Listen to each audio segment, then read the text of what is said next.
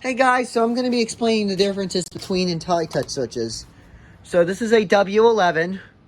The W11 is actually the older IntelliTouch. It's also the W12 too, but I have a W11 right here, which is standard on most older Casablancas like this one.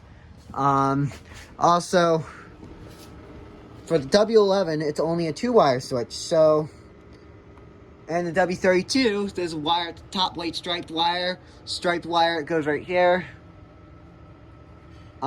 Two black wires, and then two black wires. So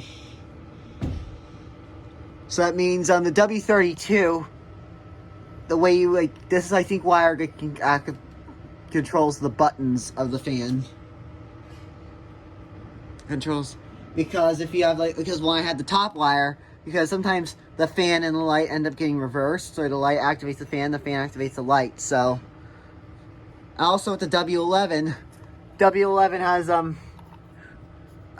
reverse it with pressing both the buttons, but the buttons are stuck on this one. So you can also do this with W32 too, like press both of these together, or you can also. Here's what you can do. You can also do this. And also press this too. With W32, I'm most used to pressing this button. Well, I prefer to press both fan and light to reverse the W11 fan.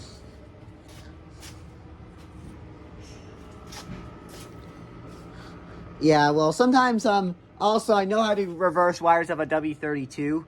But I've never wired a W11 in my life before, so I don't know how to wire this. Well, it's actually 2 wires. I don't know how to wire 2-wire IntelliTouch switch like a W11 or W31. I think maybe you have to maybe these 2 wires go to one probably could go to the fan and one could go to the electrical. And then if it does, and then the light button and the fan button are reversed.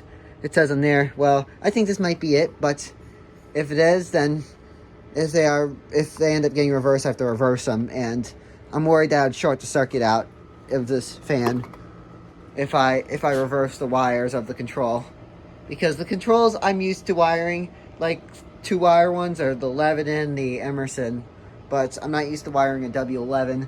I am used to wiring one of these, the commonly seen W32s, and I'm also never tried W8 IntelliTouch 3. IntelliTouch 3 is a little different. You have to do a lot of steps for the IntelliTouch 3. And the IT3, the demo mode's a little quicker too. And also they don't have the kick boost. This is what the kick boost is. W11 and W32 IntelliTouch switches have this kick boost. W11 does not. No, W85 IntelliTouch 3 does not. Instead, it just goes straight to the speed. Sometimes it can have the risk of the fan stalling out. That's the one thing I don't like about it. But anyways.